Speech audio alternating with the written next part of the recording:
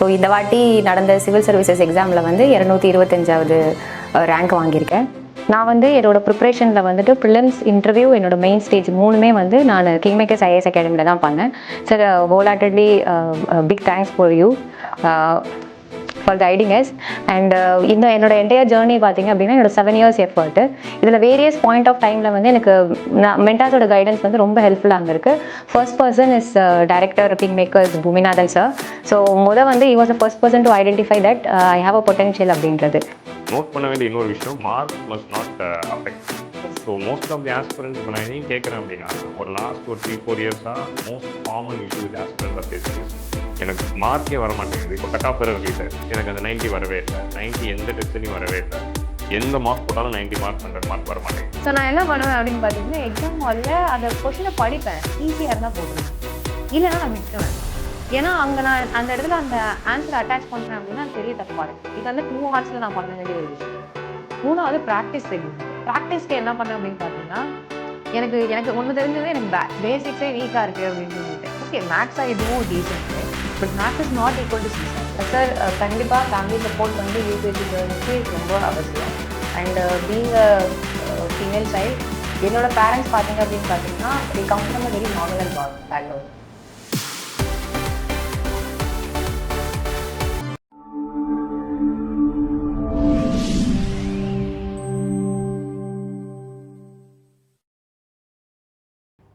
Hi all, I welcome you all to the Kingmakers Topper Stock podcast series. இந்த podcast சீரீஸில் நம்ம UPSC civil services and forest service exams clear பண்ண டாப்பர்ஸை வந்து invite பண்ணி அவங்க கூட ஒரு டீட்டெயில்டு ஆஸ்பிரன்ட் சென்ட்ரிக்காக, ப்ரிப்பரேஷன் சென்ட்ரிக்கான ஒரு பாட்காஸ்ட்டை வந்து நம்ம பண்ணிட்டு வரோம். ஸோ அந்த பாட்காஸ்ட்டில் இந்த எபிசோடில் we are having UPSC civil services 2025 உடைய topper Muthuarasi, who secured All India 225th rank, and she is also a serving Indian Forest Service Officer of 2023 batch. Hi, welcome Muthuarasi. I welcome you to this podcast. நம்ம டீடைல்டா உங்களோட preparation ஸ்ட்ராட்டஜியை இந்த வீடியோவில் வந்து discuss பண்ணலாம். Thank you so much, sir. Okay. So Muthuarasiயோட journey வந்து it's a very long journey. It started in 2018. அவங்க கிட்டத்தட்ட after 2018 7 attempts கொடுத்து after a long cycles of attempts she got service in her third attempt. She got service in her fourth attempt. Indian Forest Service வந்து 2022ல கொடுத்த fourth attemptல வாங்கினாங்க.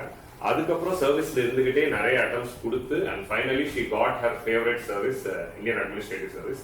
இந்த service வாங்குறதுக்காக தான் இத்தனை வருஷ போராட்டம். After this long journey finally you got it. Prabhakar sir வந்து ரிசல்ட் வரும்போது சொன்னவரே ஃபைனலா ஐஏஎஸ் ஆயிட்டா, இனிமேல் எக்ஸாம் எழுத மாட்டா அப்படிங்கிற மாதிரி he was telling. ஸோ இந்த லாங் ஜேர்னி வந்து எப்படி இருந்துச்சு அப்படிங்கிறத பற்றி சொல்லுங்க. சார் ஃபர்ஸ்ட் வந்து நான் காலேஜ் முடிச்சது 2018 மே.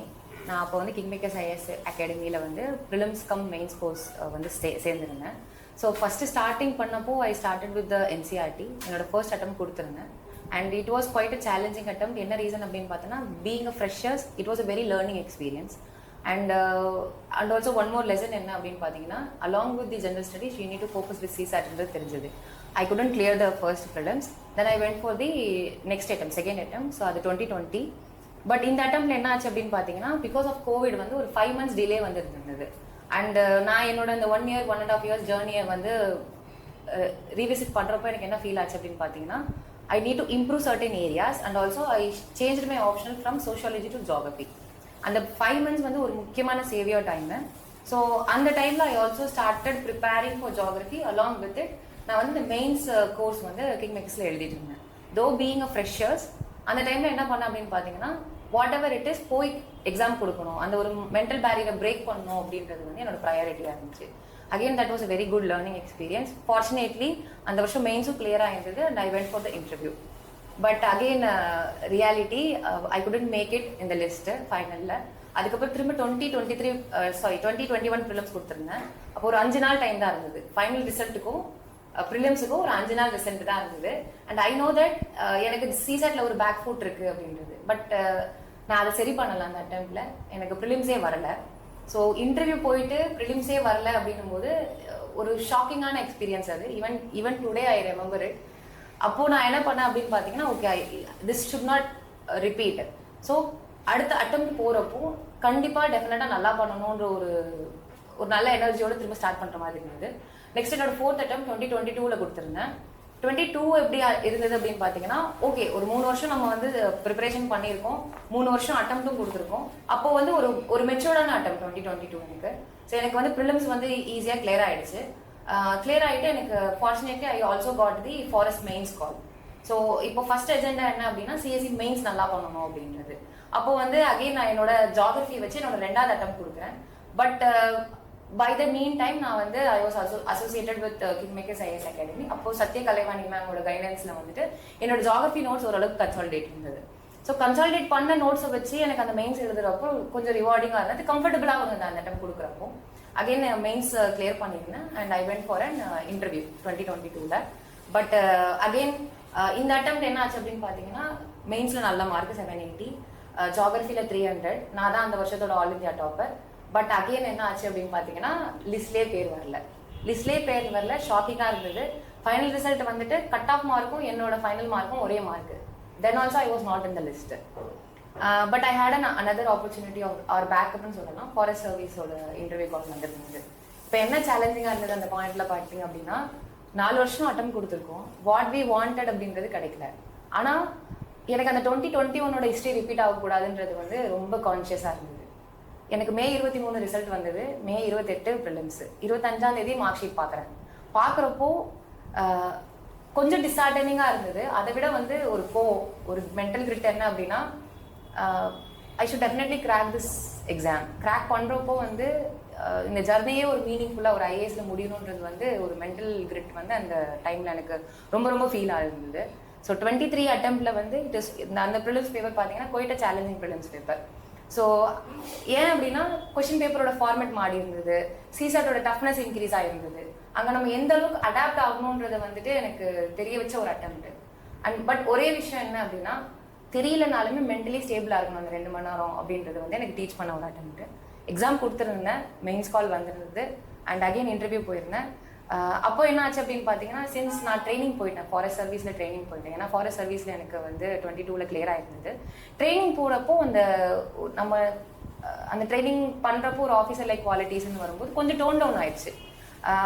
எப்படி சொல்ல அப்படின்னா, ரியாலிட்டி வந்து நல்லாவே டோன் டவுன் ஆயிடுச்சு. அப்போ அந்த வருஷம் இன்டர்வியூ கொடுத்துருந்தேன். அப்போ எனக்கு வந்து 705 ரேங்க் வந்திருந்தது 23ல். Then but I was determined. நான் சொன்ன மாதிரி மென்டல் கிரிட் என்ன அப்படின்னா, my journey should end in IAS அப்படின்றது வந்து ஒரு ஆஸ்பிரேஷன். அண்ட் இது வந்து ஒரு இண்டிவிஜுவல் ஆஸ் அ பர்சனாக மட்டும் இல்லை, என்னோட ஃபேமிலியோட ஆஸ்பிரேஷனும் கூட. ஸோ அந்த ஒரு பேர்டன் இருந்துகிட்டே இருந்தது. Along with it is an aspiration. I love to do UPSC. ஏன்னா யூபிஎஸ்சின்றது வந்து நீங்கள் படிக்கிறப்போ நிறைய விஷயம் நீங்கள் தெரிஞ்சுக்க முடியும். What I was in 2018 to what I எம்ன்றதை வந்து ஷேப் பண்ணதே வந்து யூபிஎஸ்சி தான் எனக்கு இந்த ஒரு விஷயத்தில். So I wanted to go for one more attempt. அப்போ 24 and 25 அட்டம் கொடுத்துருந்தேன். 24ல் again prelims mains and interview. And அந்த டைமில் வந்து ரேங்க் இம்ப்ரூவ் ஆகிருந்தது, 508 வந்திருந்தது. But that was not enough. So இப்போ 25 அட்டம் என்ன ஆச்சு அப்படின்னு பார்த்தீங்கன்னா, I passed out from the academy. கொஞ்சம் எக்ஸ்ட்ரா டைம் வந்திருந்தது. பட் அலாங் வித் இட் நான் ஒரு இப்போ என்னோட ப்ரிலிம்ஸ் கொடுத்துட்டு அடுத்த நாள் தெரியும் I know that prelims clear ஆகிட்டோம் அப்படின்னு சொல்லிட்டு. பட் இந்த ஒரு வருஷம் நான் என்ன ஒரு ஸ்ட்ராட்டஜி மாற்றினேன் அப்படின்னா, I need to sit and calm down. எல்லாமே திங்க் பண்ணணும். ஏன்னா it is 7 years of hard work. So if not now it should be never அப்படின்ற ஒரு மைண்ட் செட். உட்காந்து ரீடூ பண்ணுறப்போ என்னோட மிஸ்டேக்ஸ் என்னன்றதை ஐடென்டிஃபை பண்ணேன். எந்தெந்த ஃபோக்கஸ் ஏரியாஸை மாற்றணும், எப்படி ட்வீக் பண்ணிவிட்டு அந்த ஒரு 10 to 15 மார்க்ஸ் வந்து புஷ் பண்ண பார்க்கணும் அப்படின்றத. அப்போ நான் ஸ்டார்ட் பண்ணும்போதே வந்து என்னோட ப்ரிப்பரேஷனை வந்து பாயில் டவுன் பண்ணிட்டேன். பாயில் டவுன் பண்ணுறப்போ வந்துட்டு okay these are the priority areas. First ஒரு சிலபஸை கவர் பண்ணோம்னா இதெல்லாம் கவர் பண்ணணும். ஸோ அந்த ஒரு ரியாலிட்டி செக் வந்து டைம் ஷார்ட்டேஜ் வரும்போது எனக்கு தெரிஞ்சிருந்தது இந்த அட்டெம்ப்டில். ஸோ மெயின்ஸ் ப்ரிப்பேர் பண்ணுறப்போ ரொம்ப ஸ்பெசிஃபிக்காக ப்ரிப்பேர் பண்ண ஆரம்பித்தேன் இந்த அட்டெம்ப்டில். அப்புறம் மெயின்ஸ் முடிஞ்சது, இன்டர்வியூ கால் வந்திருந்தது, இன்டர்வியூ போயிருந்தேன். அண்ட் ஃபார்ச்சுனேட்லி இந்த வாட்டி ரேங்க் 2 to 5 வந்திருக்கு sir. Okay, so it was a very enduring journey. ரெசிலியன்ஸ்னா என்ன அப்படிங்கிறது இதுலேருந்து தெரிஞ்சிக்க முடியுது. இவங்களுடைய இந்த பதிலேருந்து ஒரு கீ ஹைலைட்ஸாக நான் பார்க்கணுன்னா, ஃபர்ஸ்ட் அட்டெம்ப்டில் ப்ரிலிம்ஸ் வரலனாலும் you continued the mains test series. So prelims வரலனாலும் நம்ம அந்த அட்டெம்ப்ட் வந்து நம்ம மெயின்ஸுக்கு தயாராகணும். ஏதோ ஒரு நாள் ப்ரிலிம்ஸ் கிளியர் ஆகுங்கிற போது மெயின்ஸ் எழுதணுங்கிறதுனால you wrote your mains and you took a very bold decision of changing your optional also. And ஆப்ஷனலை மாற்றி அந்த மாற்றின ஆப்ஷனில் யூ காட் 300. ஸோ அதை பற்றி நிச்சயமாக நம்ம போகிறதுல நிறைய டிஸ்கஸ் பண்ணுவோம். அண்ட் இப்போ இவங்களுடைய இந்த ஜேர்னி வந்து நான் ப்ரீஃபாக அவங்க எல்லாருக்குமே ஷார்ட்டாக சொல்லணும்னா, in her 4th attempt she got into forest service In her 5th attempt வந்து she got Indian Audit and Account Service. 4th attempt she also got in reserve listல information service வந்திருந்தது. 5th attempt Audit and Account Service கிடைச்சது. 6th attempt she got into IRS Customs. And 7th attempt finally hopefully it will be an IAS service. So finally வந்து அவங்களோட journey வந்து ஒரு full சர்க்கிள்ல வந்து complete ஆகுது. So இப்போ இப்படி ஒரு ஜேர்னி கண்டினியூ பண்ணணும்னா நிச்சயமா you must have your family support. So family support and parent support இல்லாமல் வந்துருக்கிறது கஷ்டம். So you talk about your family, how supportive they were, what was the background? Okay sir, கண்டிப்பாக family support வந்து UPSC ஜேர்னிக்கு ரொம்ப அவசியம். And being a female child, என்னோட parents பார்த்தீங்க அப்படின்னு பார்த்தீங்கன்னா they come from a very nominal background. அப்பாவோட நேட்டிவ் வந்து Thoothukudi. We shifted to Chennai when I was baby. So இப்போ பார்த்தீங்க அப்படின்னா நாங்கள் வந்து ஒரு நாமினலான ஃபேமிலி, ஒரு க்ரோசரி ஷாப் கீப்பிங் தான் அப்பா வந்து வச்சுருக்காங்க. எனக்கு ஃபேமிலி சப்போர்ட் எந்த இடத்துலேருந்து ஸ்டார்ட் ஆச்சு அப்படின்னு பார்த்தீங்கன்னா என்னோட 12th கிரேட்ல இருந்தே. நான் வந்து 96% 12th எடுத்திருந்தேன். It is expected that parents வந்து நீ இன்ஜினியரிங் பண்ணு, இல்லை எம்பிபிஎஸ் பண்ணு, இல்லை ஏதாவது ஒரு ப்ரொஃபஷனல் கோர்ஸ் பண்ணு அப்படின்னு சொல்லி புஷ் பண்ணுவாங்க. பட் அவங்ககிட்ட நான் சொன்னப்போ அதை லிசன் பண்ணிட்டு அக்செப்ட் பண்ணாங்க. நான் என்ன சொன்னேன் அப்படின்னா, since I am thinking to give civil services, எனக்கு பிடிச்ச ஒரு சப்ஜெக்டை நான் 3 years படிச்சுக்கிறேன் அப்படின்னு வந்து சொல்லியிருந்தேன். அதை அக்செப்ட் பண்ணாங்க. அக்செப்ட் பண்ணப்போ தென் ஐ பர்சியூட் பிஎஸ்சி ஃபிசிக்ஸ். ஸோ அப்போ 2018 வந்து அகாடமி ஜாயின் பண்ணுறப்போ என்ன இருந்தது அப்படின்னு பார்த்தீங்கன்னா, உங்களோட டைம் ஸ்கேல்லேருந்து எல்லாமே மாறும். அண்ட் எனக்கு நேச்சுரலாக ஒரு ஓரியன்டேஷன் என்ன அப்படின்னு பார்த்தீங்கன்னா, நான் நைட்டு படிப்பேன். இப்போ நைட்டு படிப்பேன் அப்படின்னும் போது எங்கள் ஃபேமிலியோட என்டையர் டைம் லைனுமே மாற ஆரம்பிச்சிருச்சு. ஃபார் எக்ஸாம்பிள் என்னோட டைம் ஸ்கேல் அப்படின்னு பார்த்தீங்கன்னா 3 PM to 7 AM வரை படிப்பேன் நான். ஸ்டார்டிங் வந்து இது ஏன் சொல்றேன் அப்படின்னா, ஸ்டார்டிங் பண்றப்போ அந்த பேஸ் இயர் வந்து ரொம்ப ரொம்ப அவசியம். அந்த ஃபவுண்டேஷன் வந்துட்டு கரெக்டாக போட்டுட்டோம் அப்படின்னா பின்னாடி வந்து உங்களுக்கு அந்த ஒர்க் லோடு வந்து கம்மியாகும்ன்றதுனால. ஸோ அப்போ என்ன ஆகும் அப்படின்னு பார்த்தீங்கன்னா, எனக்கு மார்னிங் அகாடமிக்ஸ் பண்ணணும், நடுவில் வந்து ஒரு சின்ன ஒரு ஷார்ட் நேப் எடுக்கிறது. ஸோ என்னோட ஃபேமிலியே என்ன சென்ட்ரிக்கா என்னோட டைம்லைன் எப்படி இருக்கோ அதுக்கேற்ற மாதிரி சப்போர்ட் பண்ண ஸ்டார்ட் பண்ணிட்டாங்க. இது வந்து முக்கியமான ஒரு விஷயம். இன்னொன்று, அவங்க வந்து எங்கேயுமே சார் ஒரு ஷார்ட் ஸ்பேன்ல சக்ஸஸ் வேணும்ன்றது அவங்க சொல்லலை. They know for sure that this is a long journey and they made sure that I am not fighting it alone. என்னோட ஃபேமிலியே சேர்ந்து பண்ற மாதிரி தான் இருந்தது. எங்கேயுமே இப்போ எனக்கு for example first and third அட்டம் எனக்கு ப்ரிலிம்ஸே வரல. அதாவது செகண்ட் அட்டம்ல இன்டர்வியூ போயிட்டு தேர்ட் ஸ்டேஜ்ல வந்து ப்ரிலிம்ஸ் வரல அப்படின்னும் போது ஒரு டிஜெக்ஷன் அண்ட் டிஸ்ஹார்டனிங் ஃபீல் வந்து பேரண்ட்ஸ்க்கு நார்மலாக இருக்கும். எனக்கு இன்னுமே ஞாபகம் இருக்கு, என்னோட அப்பா என்ன சொன்னார் அப்படின்னா, பரவாயில்லம்மா 4 பண்ணிக்கலாம் அப்படின்ற மாதிரி சொன்னாங்க. அது வந்து ஒரு பெரிய ஒரு பூஸ்ட். மூணாவது என்ன விஷயம் அப்படின்னு பார்த்தீங்கன்னா, நான் சொன்ன மாதிரி ஒரு ஃபீமேல் சைல்டு அப்படின்னும் போது சொசைட்டல் ப்ரெஷர் இருக்கும், மேரேஜ் ப்ரெஷர் இருக்கும். ஈவன் வந்து இப்போ modern women's R earning. So work பண்ணணும். நான் ஒரு 3-4 வருஷம் வந்துட்டு ஐ வாஸ் நாட் ஒர்க்கிங் எனிவேர். அப்போ வந்து அந்த எக்கனாமிக் ப்ரெஷர் இருக்கணும். பட் எனக்கு இந்த ப்ரெஷர் எதுவுமே வந்துட்டு என்னை டைரக்டாகவே ஃபேஸ் பண்ணல. Because I always had my family as a shield. So இது வந்து முக்கியமான ரொம்ப ஒரு முக்கியமான சப்போர்ட், இன்க்ளூடிங் மை ஃபாதர். அவரோட ஹார்ட் ஒர்க்கிங் ஒரு மோட்டிவேஷன் எனக்கு. என்னோட மதரோட பேஷன்ஸ் ரொம்ப ஒரு முக்கியமான விஷயம். ஈவன் இண்டீட் எனக்கு சிவில் சர்வீசஸ் ஏன் பிடிச்சிருந்தது அப்படின்னு கேட்டிங்கன்னா, என்னோட அம்மா தான். எங்கள் அம்மாவோட ஒரு மென்டல் கிரெட் என்ன அப்படின்னா, வாட் எவர் இட் இஸ் ஃபேமிலியில் வந்து however the economic situation is that என் பசங்க படிக்கணும். They made sure this. ஏன்னா நான் சின்ன வயசுலேருந்து படித்ததுமே ஒரு நல்ல ஸ்கூல்ஸு அண்ட் படிக்கிறப்போ வந்துட்டு ஈவன் இப்போ நான் எல்லா வீட்லேயுமே வந்து ஒரு மார்க் ஷீட் எடுத்துகிட்டு போகிறோம் அப்படின்னா, ஒரு ரேங்க் லிஸ்ட் எடுத்துகிட்டு போகிறோம் அப்படின்னா ஒரு கம்பேரிசன் பண்ணுவாங்க. இப்போ நான் 9வது ரேங்க் எடுக்கிறேன் அப்படின்னா ஏன் முன்னாடி 8 பேர் இருக்காங்கன்னு ஒரு கேள்வி வரும். எங்கள் வீட்டில் நான் 9வது ரேங்க் எடுத்தாலும் ஒரே பதில் தான், 1வது ரேங்க் எடுத்தாலும் ஒரே பதில் தான், ஃபெயில் ஆனாலும் ஒரே பதில் தான். அந்த ஒரு எக்கனாமிக் பர்ஃபார்மன்ஸ் ப்ரெஷர் எனக்கு இருந்ததே இல்லை சார். அது ஒரு முக்கியமான விஷயம். ஓகே. ஸோ ஆக்சுவலி வந்து உங்களோட ஜேர்னியில் முக்கியமாக நோட் பண்ண வேண்டியது வந்து, ஒரு கேர்ள் சைல்டுக்கு கன்வென்ஷனலாக வர மேரேஜ் ப்ரெஷர் இல்லாமல் ஒர்க் பண்ணணுங்கிற ப்ரெஷர் கொடுக்காம நீ எவ்வளோ அட்டம் வேணாலும் எடுத்துக்கோ அப்படிங்கிற அந்த ஒரு சப்போர்ட் பேரண்ட்ஸ் கிட்ட இருக்கிறப்போ தான் இந்த மாதிரியான ரிசல்ட்ஸ் வந்து நமக்கு வருது. அதனால தான் சக்ஸஸ்ஃபுல் கேண்டிடேட்டாக இன்னைக்கு அவங்க இருக்காங்க. ஸோ பேரண்ட்ஸோட support is very very important for women empowerment and in general for UPSC aspirants also. ஏன்னா அந்த ஒரு சப்போர்ட் இல்லாமல் யாராலையும் இந்த 7 attempts வரைக்கும் அந்த என்டூரன்ஸ் வந்து காட்ட முடியாது. ஸோ உங்கள் அம்மாவுடைய அந்த சப்போர்ட் வந்து really it's very inspiring. I hope all the moms R like that. So இப்போ வந்து இந்த ஜேர்னிலேருந்து இப்போ நம்ம ஸ்லோவாக வந்து கோ இன்டு ஒரு ப்ரிப்பரேஷன் சைட். ஸோ உங்களுடைய ப்ரிலிம்ஸ் ஜேர்னிலேருந்து இப்போ இந்த செக்மெண்ட்ல வந்து discuss about what you did for your prelims. ஏன்னா you have cleared forest service cutoff in all your first 4 attempts. And in 4th attempt you got forest service ஆனால் 4 attemptலயும் forest service cut off வந்திருக்கு. And CSAT வராததுனால தான் முதல் அட்டம்ப்ட்லயும் 3rd attemptலயும் உங்களுக்கு prelims clear ஆகும். So அப்போ what is your prelims strategy அப்படின்னு கேட்டா prelims-க்கு what worked for you, why you are able to clear that forest service cut off அப்படின்னு கேட்டா என்ன சொல்றீங்க? சார் ரெண்டு விஷயம் என்ன அப்படின்னா, first you need to limit your resources. எனக்கு என்ன மென்டாலிட்டி அப்படின்னு பார்த்தீங்கன்னா, if I own a book, ஒரு புக் வச்சிருக்கேன் அப்படின்னா, I started believing that is the best book that is available for it. So அந்த போய் எக்ஸ்ட்ரா சோர்சஸ் வேணும், அந்த தேடிட்டே இருக்கிற இதை வந்து நான் ஸ்டாப் பண்ணேன். மொதல் விஷயம். ரெண்டாவது ஒரு விஷயம் என்ன அப்படின்னா, சின்ஸ் ப்ரிலிம்ஸோட ஸ்ட்ரென்த் என்ன அப்படின்னா அந்த 2 மணி நேரம். அந்த 2 மணி நேரத்தில் you should be objectively confident. I won't say aware இல்லை, கான்ஃபிடென்ட். அது எப்போ வரும் அப்படின்னு பார்த்தீங்கன்னா ரிப்பீட்டட் ரிவிஷனில் வரும். நான் எப்பயுமே என்ன பண்ணுவேன் அப்படின்னா, ஒரு புக் வாங்குறேன் அப்படின்னா மினிமம் அதை வந்து ஒரு 4 வாட்டியாவது அந்த ஒரு எக்ஸாம் இயருக்கு முன்னாடி படிச்சுட்டு போயிருப்பேன்.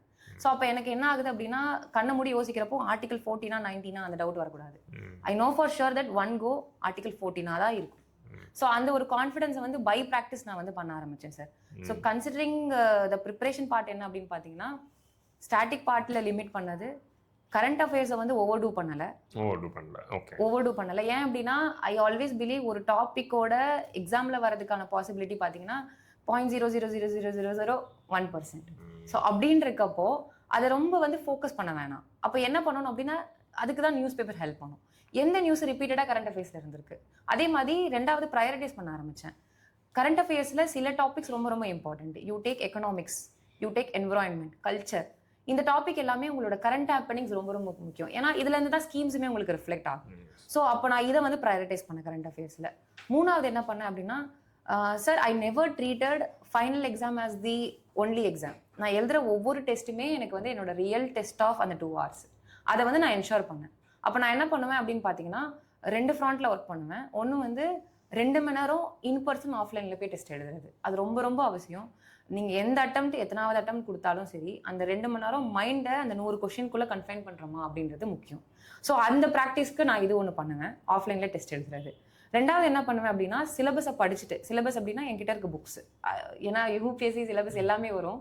ஸோ என்கிட்ட இருக்க புக்ஸை படிச்சுட்டு செக்ஷனல் டெஸ்ட்டை வந்து சால்வ் பண்ண பார்ப்பேன். இப்போ ஒரு 1 வீக் இருக்குது அப்படின்னா, அந்த 1 வீக்கில் இப்போ நான் ஏன்ஷியன் இந்தியா படிக்கிறேன் அப்படின்னும் போது நிறைய அகாடமிக்ஸில் உங்களுக்கு அவைலபிளாக இருக்கும் இந்த ஃப்ரீ UPSC மெட்டீரியல் வெப்சைட்டு அந்த மாதிரி. ஸோ அந்த உங்களோட ஷெடியூலை டவுன்லோட் பண்ணிவிட்டு செக்ஷனல் டெஸ்ட்டை வந்து அட்டன் பண்ணி பார்ப்பேன். அட்டன் பண்ணுறப்போ அங்கே நான் அந்த 2 hours எப்படி எமுலேட் பண்ணணும் அதை நான் பண்ணுவேன் ருட்டீனாக. இது வந்து எனக்கு ஜென்ரலாக ஒரு 5 நாளுக்கு ஒரு வாட்டி இந்த டெஸ்ட்டு நான் வீட்லேயே எழுதி பார்ப்பேன். இது கன்சிஸ்டண்ட்டாக எனக்கு வந்து அந்த அப்ஜெக்டிவிட்டியை வந்து என்ஷோர் பண்ணியிருக்கு சார். இதுதான் என்னோட ஸ்ட்ராட்டஜி. ஓகே. ஸோ இவங்க சொன்னதில் முக்கியமாக நோட் பண்ண வேண்டிய ஒரு விஷயம் என்னதுன்னா, limiting the resource is very important point which every aspirant must remember. அது ரொம்ப ரொம்ப அவசியம். ட்ரஸ்ட் யுவர் ரிசோர்ஸஸ், அதான் ஃபஸ்ட்டு. அண்ட் ரெண்டாவது, not over doing current affairs. This is a very important point. Again நிறைய பேர் ஸ்டாட்டிக்கை விட்டுட்டு at the cost of static they're seeing current affairs. So current அஃபேர்ஸில் பேர் மினிமம் பார்த்தா போதும், அதுவும் செலக்டிவாக பார்த்தா போதுமானதுங்கிறது it's very important point. And முக்கியமாக இதில் நோட் பண்ண வேண்டியது என்னதுன்னா, ஆஃப்லைனில் போயிட்டு அந்த டெஸ்ட்டு வந்து எழுதுறது தான். நம்ம நிறைய ரூம்குள்ளேயே கேஷுவலாக அது பண்ணுவோம்.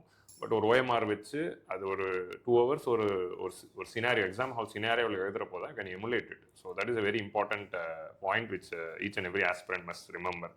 ஸோ ப்ரிலிம்ஸில் அடுத்ததாக கன்வென்ஷனாக நம்ம பார்க்கணும்னா, any topper must say that book list. So அப்போ நிச்சயமாக இந்த பாட்காஸ்ட்டில் நீங்களும் உங்கள் புக் லிஸ்ட்டை சொல்லி தான் ஆகணும். So tell your book list for all the subjects for prelims. Okay sir, ப்ரிலிம்ஸை பொறுத்தவரை மேஜராக 7 சப்ஜெக்ட்ஸ் இருக்குது. நான் என்ன பண்ணுவேன் அப்படின்னா, நான் வந்து physics student as I mention. So என்னோட கோர் வந்து ஒரு 3 சப்ஜெக்ட்ஸ் மெயினாக, பாலிட்டி, ஹிஸ்ட்ரி, அதுக்கப்புறம் வந்து ஜியாகிரஃபி அண்ட் என்விரான்மெண்ட் காம்போ. இந்த 3 என்ன பண்ணுவேன் அப்படின்னு பார்த்தீங்கன்னா, இந்த 3 ரிலேட்டட் எல்லா எக்கனாமி இல்லை. Okay, just joking. எக்கனாமிக்ஸ் வந்து இல்லை understood, I am just telling. எனக்கு வரல சார். ஓகே. ஸோ இந்த 3 சப்ஜெக்ட்ஸை வந்துட்டு நான் கோரா வச்சுப்பேன். இப்போ இதுக்கு என்ன பண்ணுவேன் அப்படின்னு பார்த்தீங்கன்னா, இது ரிலேட்டட் ஃபர்ஸ்ட் வந்து சோர்ஸ் வந்து NCERT. இப்போ ஹிஸ்ட்ரி பார்த்தீங்க அப்படின்னா உங்களுக்கு ஏன்ஷியன்ட் இந்தியா இருக்கும், Satish Chandra it is. So RS Sharma, Satish Chandra 2 புக்ஸுமே இருக்கும். ஸோ ஃபர்ஸ்ட் அந்த 6 அவர் பாஸ்ட் தீம்ஸ் 2மே படிப்பேன். அவர் பாஸ்ட் தீம்ஸ், ஓகே. இது ஒரு நாள்ல படிச்சிடலாம். படிச்சு முடிச்சுட்டு அப்புறம் அந்த எல்லோ கலர் ஏன்ஷியன்ட் இந்தியா புக்கை வந்து படிப்பேன். இது வந்து கவர் டு கவர் படிப்பேன். இது எதுக்கு அப்படின்னா, எனக்கு அந்த பேக்ரவுண்ட் செட் பண்றதுக்காக. அதே மாதிரி மெடிவல் இந்தியா பார்க்குறப்போ same our past and themes plus அந்த green colour Satish Chandra. And modern இந்தியாவுக்கு ஸ்பெக்ட்ரம் புக்ஸ். இதான் என்னோட ஹிஸ்ட்ரி சோர்சஸ். பட் நான் என்ன பண்ணுவேன் அப்படின்னா இது 3 வாட்டி ரிவைஸ் பண்ணுவேன். இது ரொம்ப ரொம்ப அவசியமான ஒரு விஷயம். ரெண்டாவது பார்த்தீங்கன்னா பாலிட்டி அப்படிங்கும்போது லார்ஜ்லி லக்ஷ்மிகாந்த். பட் டெஸ்ட் சீரீஸ்ல வரும்போது சில ஃபேக்ட்ஸ் அண்ட் நியூ டேட்டாஸ் வந்து இருக்கும், ஒரு சில new happenings that is coming up. அது எல்லாத்தையுமே நான் வந்து அந்த புக்லேயே லக்ஷ்மிகாந்த் புக்லேயே அப்டேட் பண்ணி வச்சுப்பேன். டெஸ்ட் முடிச்சவனே அனாலிசிஸ் பண்ணிட்டு அப்டேட் பண்ணி வச்சுக்கிட்டேன். இது வந்து பாலிட்டி பொறுத்தவரை.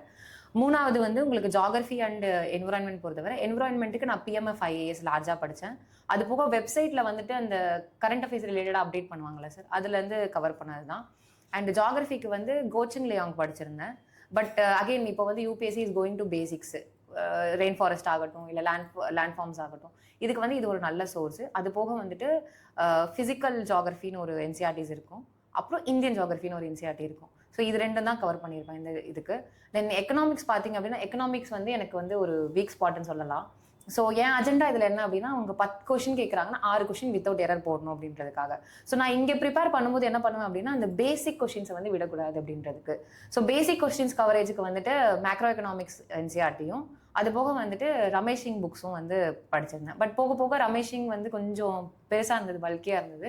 அது போக நான் கிளாஸஸ் வந்து அதிகமாக பார்க்க ஆரம்பிச்சிட்டேன் எக்கனாமிக்ஸ்க்கு ரிவைஸ் பண்ணுறதுக்காக. இது வந்து என்னோட எக்கனாமிக் ஸ்ட்ராட்டஜி. அண்ட் லாஸ்ட்டாக பார்த்தீங்க அப்படின்னா science and tech it is an evolving topic.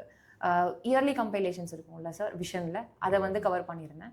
இது போக கரண்ட் அஃபேர்ஸ்க்கு என்ன அப்படின்னா ஃபஸ்ட்டு வந்துட்டு டெய்லியுமே நான் எடிட்டோரியல் படிப்பேன். ஏன்னா எனக்கு எடிட்டோரியல் படிக்கிறது வந்துட்டு ஒரு பேசிக்ஸை செட் பண்ணும். 2வது என்னோட கரண்ட் அஃபேர்ஸை எங்கே லிமிட் பண்ணுன்ற ஐடியா கொடுக்கும். அது ரொம்ப ரொம்ப முக்கியம். என்னோட நிறைய மெயின்ஸ் பார்டர் பாயிண்ட் கூட நான் வந்து எடிட்டோரியல்ல இருந்தால் எடுத்திருக்கேன். அது ஒரு விஷயம். 2வது என்ன பண்ணேன் அப்படின்னு பார்த்தீங்கன்னா கரண்ட் அஃபேர்ஸுக்கு இப்போ நான் செக்ஷனல் டெஸ்ட் எழுதுவேன் ஆஃப்லைனில். அப்போ எழுதும்போதே அவங்க வந்து இந்த மந்தோட இந்த மந்த்லி 20 கொஸ்டின்ஸ் கொடுப்பாங்க. அப்போ அந்த மந்தோட மந்த்லி கம்பெனிஷன் இது எந்த ஒரு இதுவாக இருக்கலாம். But I generally prefer vision, அது கொஞ்சம் எலாபரேட்டாக இருக்கும். அதனால ஆனால் இது பண்ணுவேன் நான். பட் எக்ஸாமுக்கு முன்னாடி இயர்லி கம்பைலேஷனும் நான் வந்து கரண்ட் அஃபேர்ஸ்க்கு படிச்சிருந்தேன். இவ்வளோதான் சார் என்னோட புக் லிஸ்ட். ஓகே, ஸோ இந்த புக் லிஸ்ட்டில் வந்து இதில் முக்கியமாக நம்ம ஆட் பண்ண வேண்டிய ஒரு விஷயம் வந்து டிட் யூ டேக் நோட்ஸ்? அதாவது புக்குன்னு ஒன்று இருக்குது, புக்லேயே அண்டர்லைன் பண்ணி சைடில் மார்க் பண்ணி படிப்பீங்களா இல்லை தனியாக ப்ரிலிம்ஸ்க்காக ஏதாவது நோட்ஸ் எடுத்தீங்களா? சார் ஆக்சுவலி என்னன்னா நான் புக்ஸை வந்து ரிப்பீட்டடாக 3-4 வாட்டி படிக்கிறனால நான் புக்ஸ்லேயே அப்டேட் பண்ணிக்கிட்டேன். ஒரு ஷீட்டை ஆட் பண்ணிவிட்டு எனக்கு எக்ஸ்ட்ராவாக ஏதாவது டேட்டா வருது. இப்போ ஃபார் எக்ஸாம்பிள் இப்போ நான் ரயாத்வாரி சிஸ்டம் பற்றி படிக்கிறேன். அது ஒரு விஷயமா கொடுத்துருப்பாங்க. பட் ஒரு சில ஃபேக்ட்ஸ் வந்து மிஸ்ஸிங்காக இருக்கும். எந்த வருஷத்தில் வந்துச்சு, அதுக்கு ஒரு மேப் எந்தெந்த ஏரியாவில் இருந்தது, அந்த மாதிரி என்னோட புக்ஸ்லேயே வந்துட்டு என்னோட நோட்ஸை வந்து அட்டாச் பண்ண ஆரம்பிச்சிட்டேன். நோட்ஸ் வந்து நான் கொஞ்சம் பேர் மினிமமாக தான் எடுப்பேன். ஆனால் என்னோட மெயின்ஸுக்கு வந்து நோட்ஸ் எடுப்பேன் எலாபரேட்டாக. But for the prelims level since it is subjective, எனக்கு அந்த சில ஃபேக்ட்ஸ் அண்ட் ஃபிகர்ஸ் தேவை, சில ஸ்பெசிஃபிசிட்டி தேவை. அது வந்து நம்ம வெப்சைட்லேருந்து எடுக்கிறது, அதுக்கப்புறம் இந்த டெஸ்ட் சீரீஸ்லேருந்து எடுக்கிறது. ஈவன் UPSC PYQ கொஸ்டின்ஸில் இப்போ வந்து ஒரு எக்ஸாம்பிள் சொல்லணும்னா அசோகாவோட பில்லர்ஸ் பற்றி நம்ம நிறையா படிப்போம். ஒரு வாட்டி வந்து அசோகாவோட ஸ்டாச்சு எங்கே கிடச்சிருக்குன்னு சொல்லி ஒரு கொஸ்டின் கேட்டிருந்தாங்க. இது முன்னாடியே வந்து UPSCயில் கிட்ட ஒரு PYQ கொஸ்டின். ஸோ இந்த மாதிரி UPSC PYQவில் எனக்கு இருந்த இன்ஃபர்மேட்டிவ் விஷயத்த வந்து எடுத்து வச்சுப்பேன். இந்த மாதிரி புக்ஸில் ஆட் பண்ணது தான் ஜாஸ்தி சார். இது போக கரண்ட் அஃபேர்ஸ்க்கு மட்டும் என்ன பண்ணுவேன் அப்படின்னா வந்து கிளான்ஸ் கொடுக்கறதுக்காக ஹைலைட் பண்ணி வச்சிருப்பேன். எக்ஸாமுக்கு முன்னாடி அந்த ஒரு கிளான்ஸ் இது பண்ணுறது. கரண்ட் அஃபேர்ஸ்க்கு did you take any notes from news paper? You said that you read news paper, daily news paper பண்ணுவீங்க. அப்போ டெய்லி நியூஸ் பேப்பர் பண்ணும்போது அதுலேருந்து நோட்ஸ் எடுத்தீங்களா இல்லை how did you inculcate that editorials படித்ததை எப்படி ஞாபகம் வச்சுக்கிட்டீங்க? சார் ஜனவரி டு மே வர எடிட்டோரியல்ஸ் இருக்குல்ல, இதில் வந்துட்டு மெயின்ஸுக்கு ரிலேட்டடாக சில டாபிக்ஸ் இருக்குன்னா அதை வந்து டெஃபினட்டாக வந்து ஒரு புக்கில் வந்து எடுத்து வச்சுருந்தேன். இது எனக்கு புக்கை வந்து கம்பைல் பண்ணுறது கஷ்டமாக இருந்ததுனால ஒன் நோட்டில் பண்ண ஆரம்பிச்சிட்டேன். சப்போஸ் நான் சம்டைம்ஸ் வந்துட்டு எடிட்டோரியல்ஸ் மிஸ் பண்ணிடுவேன். நான் உங்களோட எடிட்டோரியலும் பார்த்துருக்கேன் அந்த ஒரு விஷயத்தில். அதுலேருந்து ஸ்க்ரீன்ஷாட் எடுத்து வச்சுட்டு அதை வந்து அந்த ஒன் நோட்ஸில் வந்து கம்பைல் பண்ணி வச்சுருக்கேன். இது கொஞ்சம் ஸ்மார்ட்டான நோட்ஸ் எடுக்கிறனால வந்து டைம் ஆஃப் ப்ரிப்பரேஷன் கொஞ்சம் கம்மியாகும். ஸோ இந்த 2 விஷயம் பண்ணியிருக்கேன் சார் நோட்ஸ்க்கு. Okay fine. ஸோ இன்னொன்று இவங்க புக் லிஸ்ட்டு சொல்லும்போது ஒன்று நான் ஆட் பண்ணிக்கிறேன். So pre pandemic aspirants, post pandemic aspirants நம்ம பிரிக்கலாம். நாங்களாம் கொஞ்சம் ப்ரீ பேண்டமிக். ஸோ ப்ரீ பேண்டமிக்குங்கிறதுனால இன்ட்ரோடக்டரி மேக்ரோ எக்கனாமிக்ஸுங்கிற அந்த NCERT வந்து படிப்போம். நானும் அதை தான் படித்தேன். பட் கரண்ட்லி வந்து பார்த்தீங்கன்னா மேக்ரோ எக்கனாமிக்ஸை விட ஐ பர்சனலி ஃபெல்ட் நம்ம இந்தியன் எக்கனாமிக் டெவலப்மெண்ட் 11th நல்லாயிருக்கும். பட் 12th வந்து தமிழ்நாடோட book is going well now. So that is a better choice than introductory macro economics அப்படிங்கிறது. பட் நாம அந்த காலத்துல no sir, even to add நான் ஹிஸ்டரி வந்துட்டு தமிழ்நாடு புக்ஸ்ல படிச்சிருக்கேன். ஓகே, தமிழ்நாடு புக்ஸும் படிச்சிருக்கேன். ஜியோகிராஃபியுமே வந்து சைக்ளோன் இந்த மாதிரி பிக்டோரியலா இருக்கும்ல, ஜியோகிராஃபி நீங்க எப்படியுமே வந்துட்டு டயக்ராம் வச்சு தான் எழுத முடியும். இது எல்லாமே தமிழ்நாடு புக்ஸ்ல நல்லா இருக்கு. ஓகே, நான் என்ன சொல்றேன்னா சோர்ஸ் வந்து நான் இது ஃபாலோ பண்ணேன் sir, but it is not like a Bible, நீங்க இதை ஃபாலோ பண்ணணும்னு இல்லை. And I came to know that இந்த மாதிரி தமிழ்நாடு கவர்மெண்டோட புக்ஸ் எல்லாமே வந்து ரொம்ப இன்ஃபர்மேட்டிவ் அண்ட் மோர் லைக் நமக்கு எல்லாமே ரொம்ப காம்ப்ரிஹென்சிவா இருக்கனால காம்படிட்டிவ் எக்ஸாம்ஸ்க்கு ரொம்ப யூஸ்ஃபுல்லா இருக்குன்ற மாதிரி கேட்டேன். And it is also easily available as a PDF format online. கண்டிப்பா preferable sir. Yeah, so that is a very important point. ஸோ இப்போ வந்து உங்களுடைய இந்த ப்ரிலிம்ஸ் ஸ்ட்ராட்டஜியில் அடுத்து நம்ம எதை டிஸ்கஸ் பண்ணோம்னா, how did you approach this PYQ analysis and how did you அந்த PYQ அனாலிசிஸ் பண்ணணும்னு எல்லாரும் ஒன்று பண்ணுவாங்க. ஸோ அதோட அப்ரோச் என்ன? இயர் வைஸ் போனீங்களா இல்லை சப்ஜெக்ட் வைஸ் போனீங்களா, அதை எப்படி ப்ராக்டிஸ் பண்ணுவீங்க? ஓகே சார், ஃபஸ்ட்டு மொதல் 4 வருஷம் வந்து நான் பண்ணது எல்லாமே சப்ஜெக்ட் வைஸ் அனாலிசிஸ் தான். சப்ஜெக்ட் வைஸ் அனாலிசிஸ்னால் நான் சொன்ன மாதிரி என்னோட ஸ்ட்ராட்டஜி வந்து 3 ரிவிஷனாக பிரிச்சிருவேன். இப்போ நான் என்னோட ப்ரிலிம்ஸை வந்து ஜனவரியில் ஸ்டார்ட் பண்ணுறேன் அப்படின்னா ஜனவரிலேருந்து ஃபெப்ரவரி வரைக்கும் என்னோட ஸ்டாட்டிக் புக்ஸை படிச்சுட்டு இருப்பேன். படிச்சுட்டு அதுக்கு பேரலாக அகாடமிஸில் கொடுக்குற ஆஃப்லைன் டெஸ்ட்டஸ் வந்து கொடுத்துட்ருப்பேன். அது போக நானும் செக்ஷனில் வீட்டில் வந்து டெஸ்ட் எழுதிட்டு இருப்பேன்.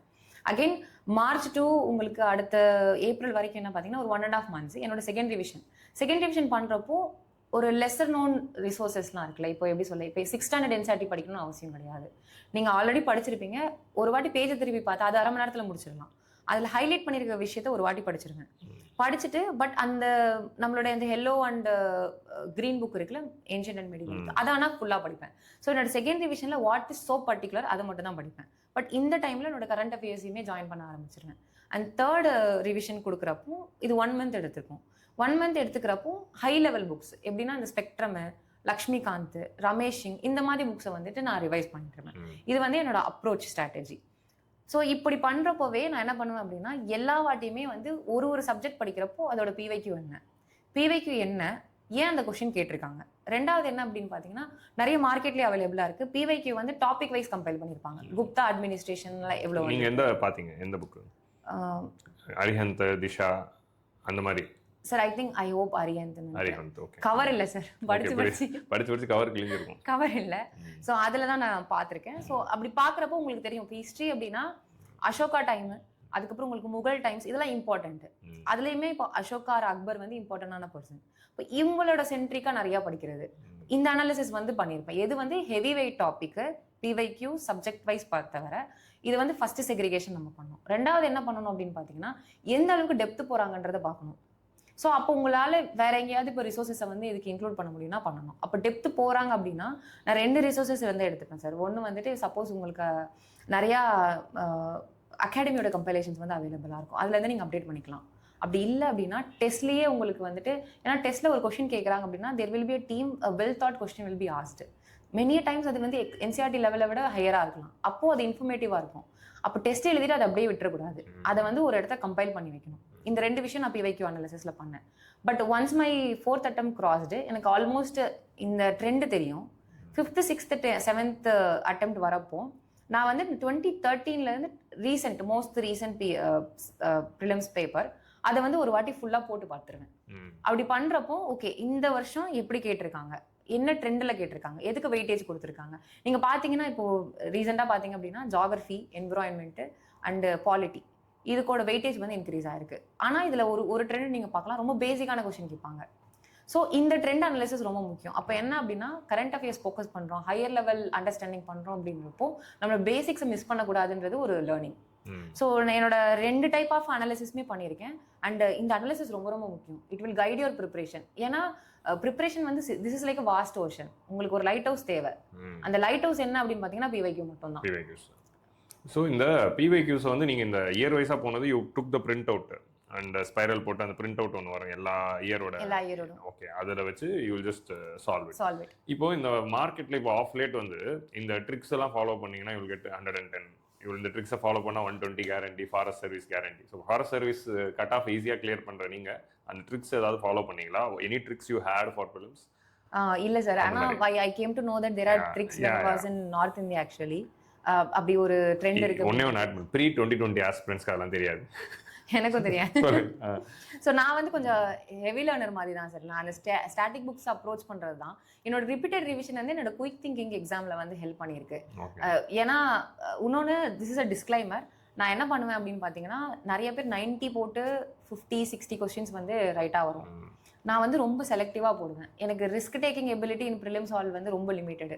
ஏன்னா நான் தான் சொன்ன மாதிரி நான் படிச்சுட்டு டெஸ்ட் எழுதுறேன். படிச்சுட்டு எழுதுறப்போ படித்தது மட்டும்தான் எழுதணுன்ற ஒரு ட்ரெண்ட் வந்து ஃபர்ஸ்ட் டேலேருந்தே எனக்கு செட் ஆனனால என்னோட மொதல் 4 அட்டெம்ப்ட் 1லேருந்து 4வது அட்டெம்ப்ட் வரை. So IFS cut off clear பண்ணுறப்போ என்ன அப்படின்னு பார்த்தீங்கன்னா 76 கொஸ்டின்றது ஃபிக்ஸடு. ஸோ என்னோட அக்யூரசி பொறுத்து தான் கட் ஆஃப் கிளியர் ஆகுதா இல்லையான்றது மாறி இருக்கு. ஸோ இந்த அக்யூரசி நான் எப்படி என்ஷூர் பண்ணேன் அப்படின்னா, நிறைய டெஸ்ட் போடுறது.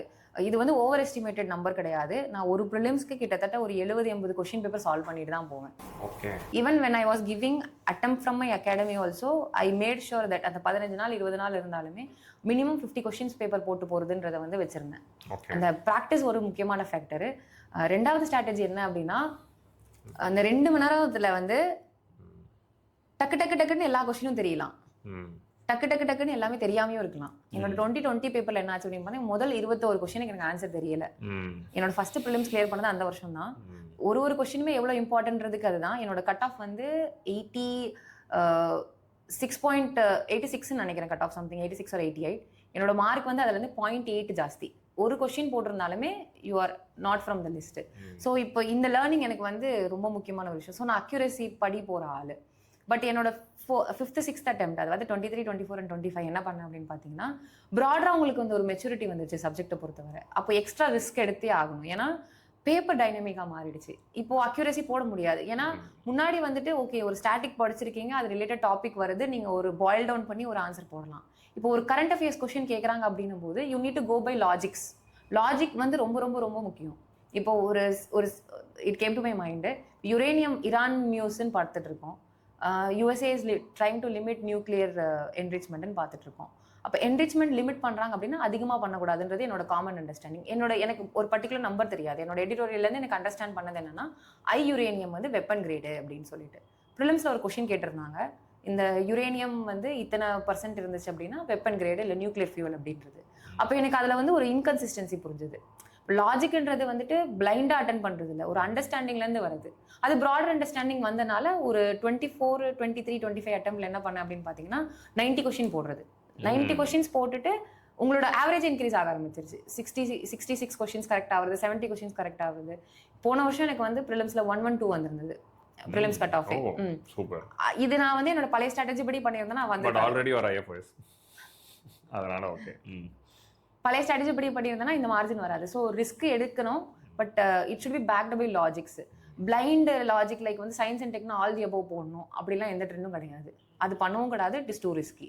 பிகாஸ் நம்ம ஆஸ்பிரன்ஸ் ஆர் 1 ஸ்டெப் அப்படின்னா UPSC is 2 step ahead. So அந்த ஒரு 2 ஹார்ஸ்ல அடாப்ட் பண்ணுறது தான். எக்ஸாக்ட்லி. இதுலேருந்து நான் என்ன ஹைலைட் பண்ண விரும்புகிறேன், ஏன் இந்த கொஸ்டின் கேட்டேன் அப்படின்னா, off late a lot of YouTube videos have popped up telling this. Aspirants வந்து instead of trusting their knowledge, static knowledge, accumulated knowledge, own judgments-ஐ ட்ரஸ்ட் பண்ணாமல் they are blindly going for the tricks. So அதை highlight பண்ணணுங்கிறதுக்காக தான் எல்லா ப்ரிலிம்ஸ்லேயும் 100+ எடுத்தவங்ககிட்ட இருந்து அந்த வார்த்தையை வந்து நான் வந்து இதை வந்து வாங்க வைக்கிறேன். ஏன்னா ஸோ நம்ம என்ன பண்ணணும் அப்படின்னா, we have to focus on static knowledge தான் நம்பணும், அதை தான் ரிலை பண்ணணும், அதில் தான் ஸ்ட்ராங்காக இருக்கணும். இந்த accumulated knowledge, guessing ability, exam ஹாலில் கெஸ் பண்ணுறது, அடாப்ட் பண்ணுறது, இது எல்லாம் போக லாஸ்ட் ரிசார்ட்ல எதுவுமே தெரியலன்னா உங்களுக்கு ஏதாவது ஒரு 2-3 ட்ரிக்கு ஆஃப்டர் 11-15 கடைசி 10 கொஸ்டின் 5 கொஸ்டின்ல ஏதாவது பண்ணலாம். But most of the people are resorting to tricks from starting 9:30 அவங்க ட்ரிக்ல தான் 100 போடுறாங்க. ஸோ அது இட்ஸ் டூ ரிஸ்கி. அண்ட் இவங்க சொன்னதுலேருந்து ஒரு டிஸ்க்ளைமர் கரெக்டாக அவங்களும் சொல்லிட்டு தான் சொன்னாங்க, நானும் சொல்கிறேன். Personally I am also the same type தான். 76, 77 அட்டன் பண்ணிட்டு அக்யூரசியில் போகிற ஆள் தான். நானும் வந்து அப்படி தான் எல்லா ப்ரிலிம்ஸும் அப்ரோச் பண்ணிட்டு இருக்கேன். But it's not advisable for lot of majority of the aspirants. இது எனக்கு ஒர்க் ஆயிருக்கலாம், அவங்களுக்கு ஒர்க் ஆயிருக்கலாம். ஆனால் வந்து generally it is good to attend a lot of questions. நீங்கள் அதனால இதை எடுத்துக்காதீங்க. மேபி இது உங்களுக்கு பர்சனலாக ஒர்க் அவுட் ஆச்சுன்னா you can take it. Otherwise it is better to go for the higher numbers. ஏன்னா நீங்களும் அதிக நம்பர்ஸ் போனதான். So what was the number of question in last 2 attempts? 90-90 sir. So she also increased to 90-90. Okay, so that is a very important thing. Next வந்து இந்த 2 hours strategy 9:30ல ஆரம்பிச்சு 11:30 வரைக்கும் அந்த 2 hours எப்படி மேனேஜ் பண்ணுவீங்க? What is your strategy there? Sir இந்த 2 hour ஸ்ட்ராட்டஜின்றது வந்து நான் சொன்ன மாதிரி எனக்கு ஃபைனல் எக்ஸாம் தான் வந்து ரியல் எக்ஸாம்னு கிடையாது. நான் எழுதுகிற எல்லா டெஸ்ட்டுமே அந்த 2 hours வந்து ஒரு ரியல் டெஸ்ட் என்விரான்மெண்ட்டை எமுலேட் பண்ணுற மாதிரி தான் எழுதுவேன். என்னோட ஸ்ட்ராட்டஜி என்னன்னா 3 ரிவிஷனாவது பண்ணணும். 3 ரிவிஷன் பண்ணுறப்போ என்ன பண்ணணும் அப்படின்னா 50லேருந்து 55 நிமிஷத்தில் 100 கொஸ்டினும் வாசிச்சிடணும். இது ரொம்ப ரொம்ப அவசியம். இதுக்கு நான் ஒரு எக்ஸாம்பிளாக சொல்லணும்னா என்னோட 2020 அட்டெம்ப்ட் அப்போ என்ன ஆச்சு அப்படின்னா 21 கொஸ்டின் தெரில. ஆனால் லாஸ்ட் 20 கொஸ்டின் எனக்கு 16 கொஸ்டின் தெரிஞ்சிருந்தது. நீங்கள் அந்த இடத்துக்கு ரீச் ஆகணும். ஏன்னா லாஸ்ட்டில் கேட்டது வந்து polity and economic question. So அந்த ஒரு ஃபேஸை வந்து த்ரூ அவுட் மெயின்டைன் பண்ணியிருக்கணும். ஸோ அந்த 50-55 நிமிஷத்தில் என்னோட ஃபர்ஸ்ட் ரீடிங்கை முடிச்சிருங்க. ஓகே. இன்னொன்றும் பண்ணுவேன் நான். முதல் ரீடிங் படிக்கிறப்பவே ஒரு 10 கொஸ்டினாவது சுத்தமாக தெரியாது. சுத்தமானா இன்னும் ஒரு 5 மணி நேரம் கொடுத்தாலும் என்னால் அதுக்கு ஆன்சர் அரைவ் பண்ண முடியாது. ஏன்னா தெரியாது. அது எப்படி எலிமினேட் பண்ணுவேன் அப்படின்னா அப்ஜெக்டிவ் கொஸ்டினை ஃபர்ஸ்ட் எலிமினேட் பண்ணுவேன். The statement dash seen in news means what அப்படின்னு கேட்டிருப்பாங்க. அப்போது சிங்கிள் ஸ்டேட்மெண்ட். இப்போ ஒரு கொஸ்டினை போடுற பாசிபிலிட்டி, அதாவது possibility of getting right answer வந்து 25%. இதுதான் ஹை ரிஸ்க் கொஸ்டின். இதை வந்து வெளியே எடுத்துடணும். நான் வந்து அந்த ஃபர்ஸ்ட் ரீடிங்லேயே இந்த கொஸ்டினை திரும்ப வரவே வேணாம்னு சொல்லி ஸ்ட்ரைக் பண்ணிடுவேன். அப்படி வந்து கிட்டத்தட்ட ஜென்ரலாக எனக்கு ஒரு 7-8 கொஸ்டின் அந்த மாதிரி ரிமூவ் பண்ணிடுவேன். அப்போ 2வது ரீடிங் போகிறப்போ இப்போ 8 கொஸ்டின் ஸ்ட்ரைக் பண்ணிட்டேன்னா ஒரு 92 கொஸ்டின் இருக்கும். இந்த 92 கொஸ்டின் எப்படி அப்ரோச் பண்ணுவேன் அப்படின்னா 50-50 படிச்சிருவேன். 20 நிமிஷம் 20 நிமிஷம். அப்போது இந்த 50 கொஸ்டினை படிக்கிறப்போவே சில கொஸ்டினுக்கு வந்து எனக்கு ஆன்சர் இஸ் வெரி சர்டன் இருக்கும். அந்த ஆன்சர் எல்லாம் ஷேட் பண்ணிடுவேன். ஷேடு பண்ணிவிட்டு அதே மாதிரி இந்த 2 பண்ணிட்டோம் அப்படின்னா ஷேட் பண்ணிடுவேன். கிட்டத்தட்ட ஃபஸ்ட் டைம் நான் ஷேட் பண்ணுறப்போ கிட்டத்தட்ட எனக்கு 45லேருந்து 50 கொஸ்டின் வந்து அந்த OMR ஷீட்டில் இருக்கும். இப்போ போட்டாச்சு, போட முடியாத கொஸ்டினை ரிமூவ் பண்ணியாச்சு. இப்போ 2 டைப் ஆஃப் கொஸ்டின்ஸ் இருக்கும். ஒன்று வந்து this or that question 50% accuracy. இன்னொரு கொஸ்டின் வந்து 33% இருக்கும். 3 ஆப்ஷன்ஸ் இருக்கும். ஒரு ஆப்ஷன் கண்டிப்பாக தெரியும் இல்லை அப்படின்னு சொல்லிட்டு. இப்போ நான் ரிஸ்க் எடுக்கிறேன் அப்படின்னா இந்த 50-50 கொஸ்டின்ஸில் ஃபஸ்ட் எடுப்பேன். அப்போ நான் பிக் பண்ணுவேன். எந்த மாதிரினா எனக்கு நான் சொன்ன மாதிரி சில ஸ்ட்ரென்த்துன்னு எனக்கு ஒரு ஏரியா இருக்குது. இப்போ எனக்கு ஜாகிரஃபி ஒரு ஸ்ட்ரென்த்து, என்விரான்மெண்ட் ஒரு ஸ்ட்ரென்த்து. இங்கே நான் லாஜிக்ஸ் போகிறேன் அப்படின்னா probability of getting right answers வந்து ஜாஸ்தி. ஸோ இந்த இடத்துல ரிஸ்க் எடுத்து இப்போ என்னோட ஆவரேஜ் என்னன்னு பார்த்தீங்கன்னா மினிமம் 75 கிராஸ் பண்ணணும். இது வந்து என்னோட ஹெல்த்தி லெவலு. இந்த ஹெல்த்தி லெவலை வந்து நான் அகாடமி டெஸ்ட் எழுதும்போது கண்டுபிடிச்சது. ப்ரிலிம்ஸ் ஹாலில் வந்து போய் போட்டு பார்த்து டைம் டெஸ்டடாக கண்டுபிடிச்சது. அப்போ மினிமம் 75 டச் பண்ணுறதுக்கு இந்த 2 ஏரியாவும் நம்ம வந்து போட்டு தான் ஆகணும். அப்படி பண்ணுறப்போ நான் பார்ப்பேன் இந்த 2 ஸ்டேட்மெண்ட்ஸ்லேயே 75 வந்துருச்சு அப்படின்னா கொஞ்சம் ரிலாக்ஸ்டாக 3rd ரீடிங் போவேன். 3rd ரீடிங் போகிறப்போ okay I am not confident. Now if I need to take risk, this risk can make it or break it. அந்த இடத்துல பயப்படக்கூடாது. கண்டிப்பாக எடுக்கணும் ரிஸ்க். எடுக்கிறப்போ கொஞ்சம் ரிசர்வ்டாக போடணும். ஏன்னா ஒரு ஓகே இவ்வளோ பண்ணிட்டோம், ஃப்ளூக்கில் போட்டுடலாம், கடைசி 5 நிமிஷத்தில் 5 கொஸ்டின் போடுறோம் அப்படிலாம் கிடையாது. Every question after that it should be a conscious question. ஏன் அப்படின்னா நான் சொன்ன மாதிரி என்னோட ஃபர்ஸ்ட் ப்ரிலிம்ஸ் நான் 0.8 கிளியர் பண்ணியிருக்கேன். ஸோ எனக்கு தெரியும் அதோட அந்த 0.8 வேல்யூ. ஸோ அதுக்கப்புறம் நான் பிக் பண்ணி எனக்கு எந்த ஏரியாவில் ஸ்ட்ரென்த் இருக்குது, where I feel that this is confident அப்படின்றத போடுவேன். இதெல்லாம் முடிச்சுட்டு எனக்கு கடைசியில் 5 நிமிஷம் மிச்சம் இருக்கணும். ஏன்னா ஒரு வாட்டி எல்லாத்தையும் பார்த்துட்டு போட்டிருக்கோமா இல்லையா. ஏன்னா நிறைய வாட்டி என்ன ஆகும் அப்படின்னா கொஸ்டின் பேப்பரில் மார்க் பண்ணிட்டு வந்துடும், OMRல மார்க் பண்ணிட்டு வந்துடும். கொஸ்டின் பேப்பரில் ஒன்று போட்டிருப்போம், வீட்டுக்கு வந்துட்டு தெரியாது போட்டோமா இல்லையான்ட்டு கஷ்டமா இருக்கும். அந்த 5 நிமிஷத்தை நான் வந்து அந்த ஒரு அதுக்காக செலக்டிவாக வச்சுப்பேன். இது என்னோட 2 hour strategy sir. Okay. So இந்த 2 hour ஸ்ட்ராட்டஜிலேருந்து ஆஸ்பிரன்ஸ் நோட் பண்ண வேண்டிய ஒரு விஷயம் என்ன அப்படின்னா, ஒன்று வந்து எனக்கு முதல் 20 கொஸ்டின் தெரியல, அப்படி இருந்தும் you took forward and went and last 20 கொஸ்டினில் 16 தெரிஞ்சதுன்னு சொல்கிறீங்க. ஸோ இந்த ஒரு மைண்ட் செட்டு தான் வந்து ப்ரிலிம்ஸ்க்கு ரொம்ப ரொம்ப முக்கியம். So you should be confident. எனக்கு இது தெரிலனாலும் மிச்சம் இதுலேருந்து எனக்கு தெரியும், அதுலேருந்து நான் போட்டுருவேன்ட்டு. அந்த 20 கொஸ்டின் தெரியலன்னு பேனிக் ஆயிருந்தீங்கன்னா அந்த ப்ரிலிம்ஸ் உங்களுக்கு வந்திருக்காது. ஸோ அந்த மொமெண்ட்டில் பேனிக் ஆகாமல் ஷீ கண்டினியூடு. இந்த ஒரு மென்டல் ரெசிலியன்ஸ் தான் நம்ம ப்ரிலிம்ஸ்க்கு சைக்கலாஜிக்கலாக நம்ம ரெடி ஆகணும். ஸோ ஆல்வேஸ் ரிமெம்பர் தட் அந்த 2 hours ஹவு கான்ஃபிடென்ட் யூ ஆருங்கிறது தான் it matters. And last year வந்து நம்ம பண்ண பாட்காஸ்ட்டில் ஒரு topper said I don't go 3 readings, I go first reading பண்ணிப்பேன், அதுவே எனக்கு 11-10 ஆகிடும். செகண்ட் ரீடிங்கில் ஒரு 15 minutes முடிச்சிடுவேன் அப்படின்றாங்க. இங்கே we are having another topper who is telling she followed 3 rounds அப்படின்னு. ஸோ இதுலேருந்து ஆஸ்பிரன்ஸ் புரிஞ்சிக்க வேண்டிய விஷயம் என்ன அப்படின்னா there is no one size fit all. So இதில் நீங்கள் எந்த டைப்பு, உங்களுக்கு எது ஒர்க் ஆகுது அப்படிங்கிறத you have to find out in your mark test, you have to find out in your sectional test. And அதில் உங்களுக்கு எது ஒர்க் ஆகுதோ நீங்கள் அந்த டைப்பாக இந்த டைப்பான்னு முடிவு பண்ணிட்டு வந்துடுங்க. ஏதோ ஒரு டைப்புன்னு ஃபிக்ஸ் ஆகி கான்ஃபிடென்ட்டாக இருந்தீங்கன்னா நீங்களும் இந்த சேரில் வந்து உட்காந்துக்கலாம்.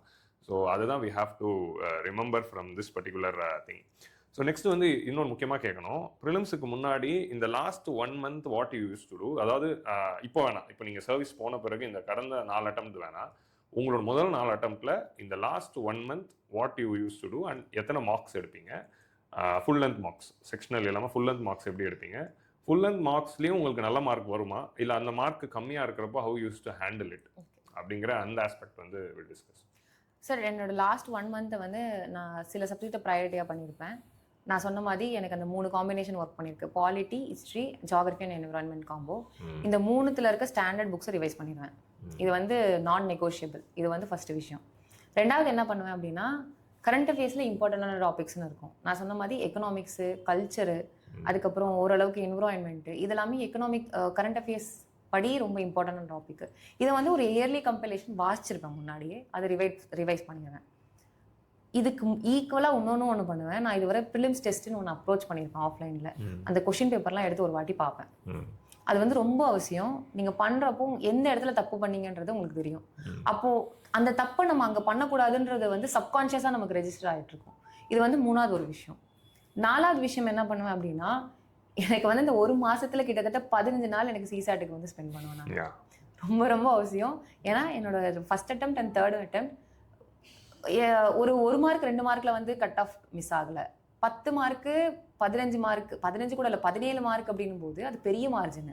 அந்த தப்பை நான் திரும்ப பண்ணக்கூடாது அப்படின்றதுனால CSAT நான் ரெகுலராக முன்னாடியாவது ஒரு 1 hour 2 hours போட்டுட்டு இருப்பேன். இல்லை வீக்லி 2 days ஒரு ஈவினிங் ஒரு 3 மணி நேரம் 4 மணி நேரம்னு சொல்லிட்டு. ஆனால் அந்த கடைசி 15 நாளுமே டெய்லியுமே உட்காந்து அந்த 2லேருந்து 4:30 மணி ஒரு கொஸ்டின் பேப்பர் எடுத்து சால்வ் பண்ணுவேன். அது ஜென்ரலாக பார்த்தீங்கன்னா PYQ நம்மளோட அந்த CSAT பேப்பர். இப்போ நான் 25 அட்டெம்ப்ட் எழுதுறேன் அப்படின்னா CSAT 2024 பேப்பரை சால்வ் பண்ணிடுவேன். அதே மாதிரி அடுத்த நாள் உட்காந்துட்டு CSAT 2023 பேப்பரை சால்வ் பண்ணிடுவேன். இந்த மாதிரி கடைசியாக அந்த ஒரு 10 நாள் பண்ணுவேன். இதுதான் அந்த last 1 month. Mark test mark test என்ன பண்ணுவேன் அப்படின்னு பார்த்தீங்கன்னா, ஜெனரலாக இந்த அகாடமிஸ் வந்து ஆல் இந்தியா டெஸ்ட்னு ஒன்று போடுவாங்க. அது வந்து நான் அவைலபிள் அப்படின்னா கண்டிப்பாக போய் கொடுப்பேன். அப்படி இல்லை அப்படின்னா நானே டவுன்லோட் பண்ணிவிட்டு ஏதாவது ஒரு டெஸ்ட் எடுத்து சால்வ் பண்ணி பார்ப்பேன். சால்வ் பண்ணுறப்போ ஓகே எந்த அளவுக்கு பர்ஃபார்ம் பண்ணுறதுன்னு தெரிஞ்சிடும். ரெண்டாவது இன்னொரு விஷயம், நிறைய நேரம் வந்து நல்லா பண்ண மாட்டோம். ஏன்னா அவங்க கேட்குற கொஸ்டின்ஸ் வந்துட்டு அந்த டெஸ்ட் சீரிஸே எழுதினவங்களுக்கு ஈஸியாக இருக்கும், இல்லைனா ரொம்ப கரண்ட் அஃபேர்ஸ் டாமினண்ட்டாக இருக்கும். But probability of asking the same question is very less. நம்ம அந்த டெஸ்ட்டில் ஒன்று மட்டும் தெரிஞ்சுக்கணும், என்னன்னா அந்த 2 மணி நேரம் நீங்கள் உங்களோட ஸ்டைலில் ஃபாலோ பண்ணிங்களா. It can be any style. நீங்கள் சொன்ன மாதிரி 1 ரீடிங்கில் பண்ணுறவங்களும் இருப்பாங்க, 2 ரீடிங்கில் பண்ணுறாங்க. எனி ஸ்டைல் உங்களோட பேசிக்ஸ் அங்கே ஃபாலோ பண்ணியிருக்கீங்களான்றது பார்க்கணும். ரெண்டாவது ஒரு விஷயம் என்ன பண்ணணும் அப்படின்னு பார்த்தீங்கன்னா, தப்பு எங்கே பண்ணுறோம் அப்படின்ற ஒரு ட்ரெண்ட் உங்களுக்கு தெரிஞ்சிடும். நாட் கரெக்ட், இன்கரெக்டு, கரெக்டு, இந்த வார்த்தையில் மிஸ் ஆகும். ஷேடு பண்ணும்போது தப்பு பண்ணுவோம். இதெல்லாம் பிக் நோ. இது வந்து பிக் நோ. இதை வந்து பண்ணிட்டோம் அப்படின்னா தப்பு பண்ணிட்டோம், பாவம் பண்ணிட்டோம், மறக்கவே மாட்டோம். அதை வந்து கொஞ்சம் உள்ள இம்பைப் பண்ணணும். அது ரெண்டாவது ஒரு விஷயம்.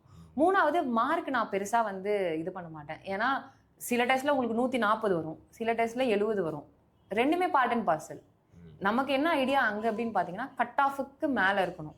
ஸோ அந்த உங்களோட ஹெல்த்தி ரேஞ்ச் என்னன்றது, எனக்கு வந்து எந்த மார்க் எழுதினாலுமே 90+ இருக்கணுன்றதை வந்து என்னோட பேர் மினிமமாக வச்சுப்பேன். 90க்கு மேலே எவ்வளோ போதோ அது போட்டோம். அது பேப்பரோட டஃப்னஸை பொறுத்து மாறும். உங்களோட ஆப்டிடியூட் அந்த இடத்துல உங்களுக்கு தெரிஞ்ச கொஷினே வந்துருந்தா அதை பொறுத்து மாறும். 90 கீழே போகக்கூடாது. அப்போ 90 கீழே போகிறோம் அப்படின்னா எந்த இடத்துல நம்ம ரிஸ்க் எடுக்கல, அந்த ஒரு அனாலிசிஸ் ரொம்ப முக்கியம். என்னோட மார்க்ஸ்லேருந்து நான் இது மட்டும் தான் கடைசியாக பண்ணுவேன். பெருசாக அந்த மார்க்ஸோட அட்டாச் ஆகிக்க மாட்டேன். ஸோ இதுலேருந்து முக்கியமாக நோட் பண்ண வேண்டிய விஷயம் வந்து என்ன அப்படின்னா, அந்த everyone must have their own last 30 days strategy. அந்த உங்களுக்கு எது வீக்னஸ், உங்களோட ஸ்ட்ரென்த் என்னங்கிறதுக்கு வச்சுக்கணும். அண்ட் நோட் பண்ண வேண்டிய இன்னொரு விஷயம், marks must not affect you. So most of the aspirants, இப்போ நான் இதையும் கேட்குறேன் அப்படின்னா, ஒரு லாஸ்ட் ஒரு 3-4 yearsஸாக most common issue which aspirants are facing is, எனக்கு மார்க்கே வர மாட்டேங்குது. இப்போ கட் ஆஃப் வேறு ரிலீஸ் ஆயிருக்கு, எனக்கு அந்த 90 வரவே இல்லை, 90 எந்த டெஸ்ட்லையும் வரவே இல்லை, எந்த மார்க் போட்டாலும் 90 mark 100 mark வர மாட்டேங்குது. ஸோ அது வந்து அவங்கள ரொம்ப டிமோட்டிவேட் பண்ணி bringing down all the confidence, and most of the aspirants are thinking about whether to give this attempt or not. அந்த அளவுக்கு வரைக்கும் போகிறாங்க. ஸோ அப்போ அதனால தான் இந்த பாயிண்ட் வந்து நான் கேட்குறேன். So don't attach yourselves with the marks. So mark எவ்வளோ வந்தாலும் நான் போய் கிளியர் பண்ணிடுவேன். சார் இதுக்கு ஒரு example to add on with you. இப்போ நான் சொல்லியிருந்தால 2019 நான் MSLP கிங்மேக்கர்ஸில் எழுதியிருப்பேன். அப்போ எனக்கு ப்ரிலிம்ஸ் கூட வரல. நிறைய பேர் மெயின்ஸ் எழுதுகிற ஸ்டூடெண்ட்ஸ் வந்து எழுதிட்டு இருந்தாங்க. நான் வந்து PCM batch. It is optional, நீங்கள் வரலாம் வராமல் போகலாம். நான் படிக்கலனாலுமே ஐ மேட் ஷுர் தட் நான் வந்து எல்லா டெஸ்ட்டும் எழுதியிருப்பேன். 20 கொஸ்டின்ல என் டார்கெட் என்னன்னா, 20ல் என்னால் 20 எழுத முடியாது. கண்டிப்பாக எனக்கு தெரியும் தேர் வில் பி நாலேஜ் கேப்னு சொல்லிட்டு. என்னோட டார்கெட் என்னன்னா, என்னால் 20ல் எவ்வளோ எழுத முடியுமோ எழுதணும். அப்படி எழுதுறப்போ மற்ற 20 கொஸ்டின் எழுதுறவங்களுக்கு தான் டைம் ஷார்டேஜ் இருக்கும். நான் 10-13 தான் எழுதுறேன். 10-13னா அந்த 10-13 எவ்வளோ பெஸ்ட் ரெப்ரஸன்டேஷன் கொடுக்க முடியும், ப்ரெசன்டேஷன் கொடுக்க முடியுமோ அதை கொடுக்க ஆரம்பிச்சேன். அதுதான் என்னோட ரைட்டிங் ஸ்டைல பின்னாடி டிட்டர்மைன் பண்ண விஷயம். இப்போ டாப்பர் வந்து 100 மார்க் எடுக்கிறாங்க அப்படின்னா நான் 40 மார்க்ல இருப்பேன், பரவாயில்ல. நான் 7 கொஸ்டின் 10 கொஸ்டின் எழுதல, எனக்கு அந்த 40 மார்க் பெரிய விஷயம், ஏன்னா 0 இல்லைல்ல. ஸோ அந்த ஒரு ஃபேக்டரை வந்துட்டு என்ஷோர் பண்ணிட்டே இருந்தேன். ஸோ எப்பயுமே எக்ஸாமுக்கு படிக்கலன்றதுக்காக எக்ஸாம் கொடுக்காம இருக்கக்கூடாது, டெஸ்ட் கொடுக்காம இருக்கக்கூடாது. ரெண்டாவது, ஒரு டெஸ்ட் கொடுக்குறீங்க அப்படின்னு ஏதோ ஒன்று தெரியும், ஏதோ ஒரு கொஸ்டின் கேட்குறாங்க. இப்போ இந்தியா 1857 ரிவால்ட்டை பற்றி ஒரு கொஸ்டின் கேட்குறாங்கன்னா கிளாஸ்ல உட்காடுறீங்க, டெஸ்ட் எழுதுறீங்க, ஏதோ ஒன்று தெரியும். ஒருத்தவங்க வந்து டேட்டாவா எழுதுறாங்க 10% ஆஃப் பாப்புலேஷன் அஃபெக்ட் ஆயிருக்காங்கன்ட்டு. இதை நீங்க ஒரு டைம் லைனாவோ போடுறீங்க, ஒரு மேப்பா போடுறீங்க அப்படின்னா தட் இஸ் யுவர் யூனிக்னஸ், அதை கொண்டு வரணும். So I made sure that my under preparation should not or may not stop me from giving exam. So இது வந்து நான் ஃபர்ஸ்ட்ல இருந்தே என்ஷூர் பண்ணிட்டேன். So it's a very important point. So prelims வரதோ இல்லையோ நம்ம எடுத்து we have to go into our work. That's a very inspiring thing. And இந்த prelims segmentல அடுத்து நான் லாஸ்ட் அண்ட் ஃபைனலாக ரொம்ப முக்கியமாக டிஸ்கஸ் பண்ண வேண்டிய ஒரு விஷயம் என்னன்னா CSAT தான். So you couldn't clear CSAT in 2 attempts. And how did you work on CSAT? இப்போ ஏன் உங்களுக்கு CSAT வரலங்கிற அந்த ஆஸ்பெக்டும் டிஸ்கஸ் பண்ணுங்க. அதை எப்படி கண்டுபிடிச்சு எதெல்லாம் ஒர்க் பண்ணதுனால அடுத்த எல்லா அட்டம்ப்ட்லையும் CSAT கிளியர் ஆச்சு? ஓகே சார், உங்களுக்கு இது ஞாபகம் இருக்கான்னு தெரியல, 2019 அட்டெம்ப்ட் வந்து நம்ம 2 பேரும் ஒரே சென்டர்ல கொடுத்தோம். கொடுத்துட்டு வந்த பிறகு உங்ககிட்ட பேசிட்டு இருந்தேன். நீங்க என்ன சொன்னீங்க அப்படின்னா, மேக்ஸ்ல இது போட்டேன், மேக்ஸ் சென்ட்ரிக்கா தான் போட்டுட்டு இருந்தேன் அப்படின்னு சொல்லி சொன்னீங்க. எனக்கு அது நல்லா வந்து ரெஜிஸ்டர் ஆயிடுச்சு. ஸோ நான் என்ன பண்ணேன் அப்படின்னு பார்த்தீங்கன்னா, CSATனா மேக்ஸ் தான் நம்பிட்டு இருந்தேன் நான். ஸோ அது ரொம்ப ஒரு டிலேடான லேர்னிங் எனக்கு 2019ல.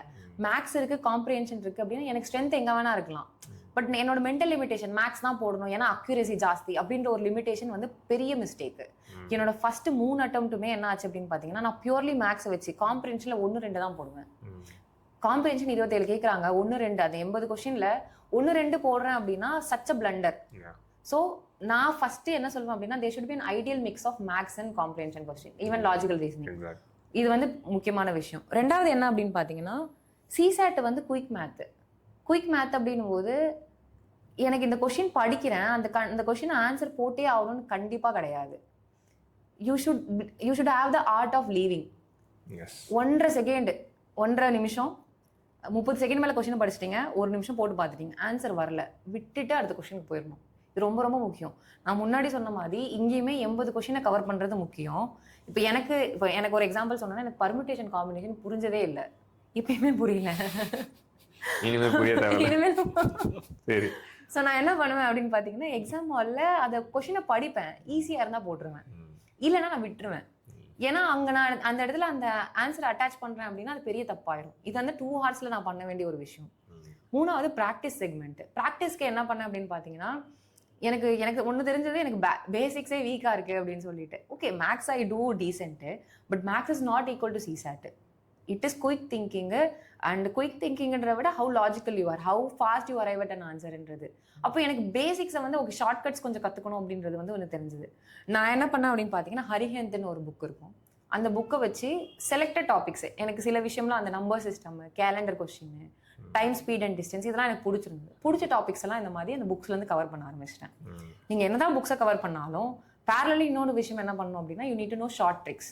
அதுக்கு நான் என்ன பண்ணேன் அப்படின்னா, சார் எனக்கு சாரோட பேர் தெரியல, 2020ல் நம்ம CSATக்குன்னே ஸ்பெசிஃபிக்காக ஒரு கோர்ஸ் வந்து எடுத்துகிட்டு போனாங்க.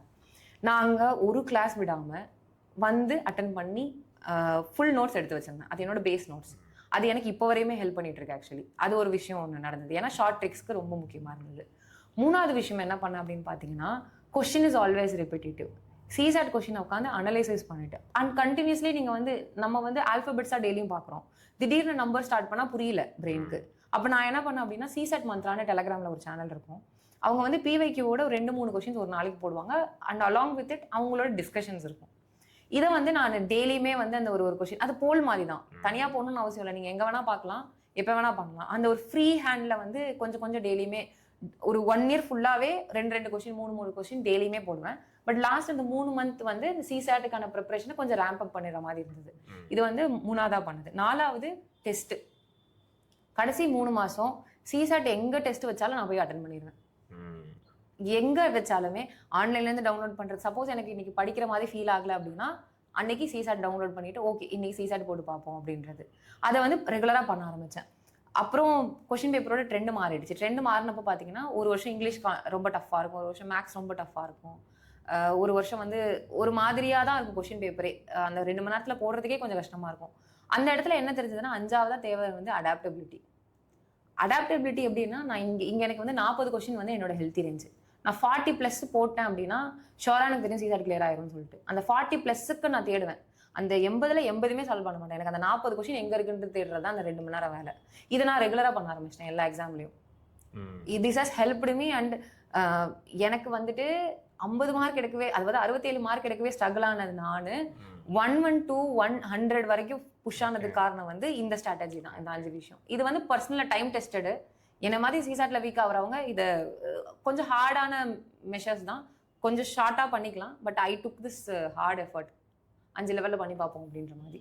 ஆக்சுவலி எக்ஸாக்ட்லி இதை நான் இதை டிஸ்கஸ் பண்ணணும் தான் இந்த கொஸ்டின் கேட்டேன். ஸோ இதுலேருந்து நம்ம நோட் பண்ண வேண்டிய ஒரு விஷயம் வந்து, ஸோ ஜென்ரலாக வந்து we should be good in all the 3 and we have to be adaptable in the exam hall. அதாவது இது கஷ்டமாக இருந்தால் இதுக்கு போனால் அது கஷ்டம். ஆக்சுவலி நான் வந்து ஐ கேன் எக்ஸ்பிளைன் தட். நான் முதல் ஒரு 4 அட்டெம்ப்ட் வந்து மேக்ஸ் வந்து நிறைய போட்டுட்டு காம்ப்ரிஹென்ஷன் 2-3 போட்டு வந்துடுறேன். அதான் என் strategy. But that's not in 2023-24. 23-24ல் நான் 17 மேக்ஸ் தான் போட்டேன், இதெல்லாம் காம்ப்ரிஹென்ஷன் தான் போட்டேன். ஸோ எல்லாத்துலேயும் ஸ்ட்ராங்காக இருக்கிறப்போ, ஏன்னா அது மேக்ஸ் தொட முடியல 23ல். ஸோ இமீடியட்லி பாதி காம்ப்ரிஹென்ஷன் போட்டதுனால தான் அது வந்துச்சு. அண்ட் இன்னொரு முக்கியமான விஷயம் வந்து நோட் பண்ண வேண்டியது, ப்ராக்டிஸ் பண்ணணும். எத்தனை டெஸ்ட் போட்டாலும் இப்போ எழுதி பார்க்கணும். இன்னைக்கு ஆஸ்பிரன்ஸ் பண்ணுற ஒரு மேஜர் மிஸ்டேக்காக என்ன நான் பார்க்குறேன்னா, they are just studying CSAT or they are just seeing YouTube video பார்த்தா படிச்சிட்டோம் அப்படிங்கிற ஒரு சாட்டிஸ்ஃபேக்ஷனில் CSAT ப்ரிப்பரேஷன் திரும்ப கிளாஸஸ் அட்டன் பண்ணிக்கிட்டே இருக்காங்க. அதை அட்டன் பண்ணால் CSAT படிச்சிட்டோன்னு இருக்காங்க. ஸோ CSAT எப்போ வரும்னா நம்ம எடுத்து ப்ராக்டிஸ் பண்ணால் தான் வரும். லைக் CSAT டெய்லி 2 கொஸ்டின் ஏதாவது ரேண்டமாக பார்ப்பேன் அப்படின்னு அந்த ப்ராக்டிஸ் நடந்திருக்கு. So that practice played a role. And ரெண்டாவது, எத்தனை டெஸ்ட் போட்டாலும் இப்போ எழுதுறது. Aspirants are reluctant to take test, அந்த ஃபியர். ஸோ CSATலையுமே நம்ம வந்து நம்ம ஜிஎஸ்க்கு கொடுக்குற முக்கியத்துவம் CSATடும் கொடுக்கணும். இதில் எத்தனை டெஸ்ட் எடுக்கிறோமோ அதனால டெஸ்ட் அதுலேயும் எடுக்கணும். அப்போ தான் வந்து it will come. And most important thing is art of லீவிங்னு ஒரு வேர்டு சொல்லியிருந்தாங்க. அதை வந்து we have to note down. எந்த கொஸ்டினை விடுறோங்கிறது தான் ஆக்சுவலி ஸ்ட்ராட்டஜி. தட் என்னோட இப்போ என்கிட்ட CSAT பாஸ் பண்ணுறதுக்கான ஸ்ட்ராட்டஜி என்னன்னு ஒரு லைனில் கேட்க சொன்னால், 80ல் எது தொடணும் எதை விடணும்னு கற்றுக்கிறது தான் ஸ்ட்ராட்டஜி. Correct sir. அதை கற்றுக்கிட்டாலே CSAT will be very very much easier. So இதுதான் வந்து ப்ரிலிம்ஸ்க்கு ரொம்ப முக்கியமான விஷயங்கள். So I think almost we discussed all aspects of. So hopefully we discussed இந்த செக்மெண்ட்டில் வந்து நம்ம ப்ரிலிம்ஸ்க்கான ஸ்ட்ராட்டஜியை டீட்டெயில்டாகவே வந்து டிஸ்கஸ் பண்ணிட்டோம். ஸோ இதோட பார்ட் 1 ஆஃப் தி வீடியோ வந்து நம்ம வந்து எண்ட் பண்ணுறோம். நம்ம பார்ட் 2 ஆஃப் தி வீடியோவில் will be discussing a lot about her main strategy. So நிச்சயமாக இவங்ககிட்ட இருந்து ப்ரிலிம்ஸ் கற்றுக்கிட்டீங்க, ஆனால் இவங்களோட main strategy is also very very important. அதான் வந்து ரிப்பீட்டட் சக்ஸஸ்க்கு காரணமாக இருந்தது. ஸோ மெயின்ஸ் அண்ட் ஆப்ஷனல் ஸ்ட்ராட்டஜியை நம்ம நெக்ஸ்ட் பார்ட் ஆஃப் தி வீடியோவில் பார்ப்போம். So thank you. நம்ம நெக்ஸ்ட் பார்ட் ஆஃப் தி வீடியோவில் சந்திப்போம். Thank you sir. தேங்க்யூ.